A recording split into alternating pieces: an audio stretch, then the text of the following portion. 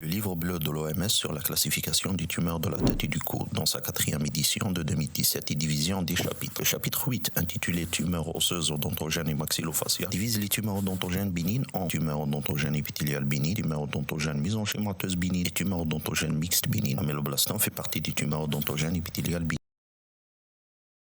On retrouve 4 types d'améloblastom: conventionnel, unikystique, périphérique et métastatique. Épidémiologiquement, l'améloblastom est rare. Il vient en seconde position des tumeurs odontogènes bénignes derrière l'odonto. Il est retrouvé à tous les âges, mais avec un pic de fréquence entre 4e et 5e décade, sans prévalence de sexe.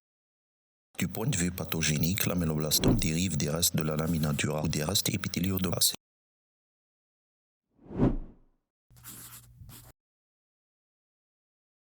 Dans 80% des cas, la localisation préférentielle des améloblastomes est la région postérieure de la mandibule.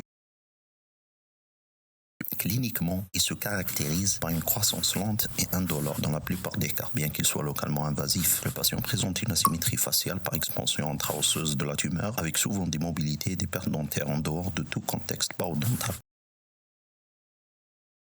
Radiologiquement, on retrouve la forme multiloculaire le plus souvent, soit en bulle de savon ou en nid d'abeille.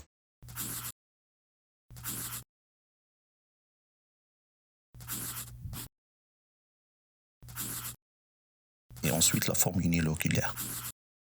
Le diagnostic différentiel se fait avec le kyste dentigère, le kératokyste odontogène et la tumeur odontogène adénomatoïde pour la forme uniloculaire. Pour la forme multiloculaire, ce sont surtout le kératokyste odontogène dans sa forme multiloculaire, le myxome odontogène et le garnulome à cellules géantes. Toutefois, seul l'examen anatomopathologique donnera le diagnostic positif. Sur une coupe histologique, l'améloblastom se présente avec le type folliculaire ou plexiforme le plus souvent. Comme son nom l'indique, le type folliculaire présente plusieurs follicules, alors que dans le type plexiforme, les follicules ont tendance à se rattacher les uns aux autres, donnant le motif de ce type. Dans l'améloblastom, on retrouve les critères décrits par Vicaire et Gorlin, à savoir une masse centrale ressemblant au réticulum étoilé, des cellules périphériques de type cylindrique avec un noyau hyperchromatique, des vacuoles sous-nucléaires à polarité inversée de telle sorte que le noyau se retrouve dans le pôle opposé. Vu le taux élevé de récidive qui peut atteindre les 80% en cas de chirurgie conservatrice, le groupe d'études de l'OMS recommande une chirurgie large avec des marges de sécurité. Malgré ces précautions, on retrouve dans la littérature des taux de récidive de 50% survenant dans les 5 premières années. Cela nous pousse à entreprendre un suivi clinique et radiologique du patient pendant plusieurs années, voire à vie.